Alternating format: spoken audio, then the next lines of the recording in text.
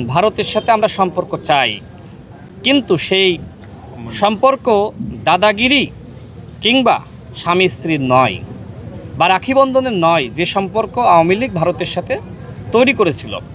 আমরা চাই মূল্যায়নের সম্পর্ক, মর্যাদার সম্পর্ক, ন্যায্যতার সম্পর্ক।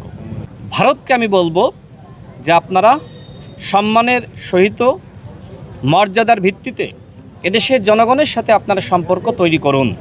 এই প্রথম ভারতের পক্ষ থেকে বলা হয়েছে যে আমরা বাংলাদেশের জনগণের সাথে সম্পর্ক চাই, এবং বিএনপির যে সবার আগে বাংলাদেশ স্লোগান, এটিকে তারা গ্রহণ করেছে।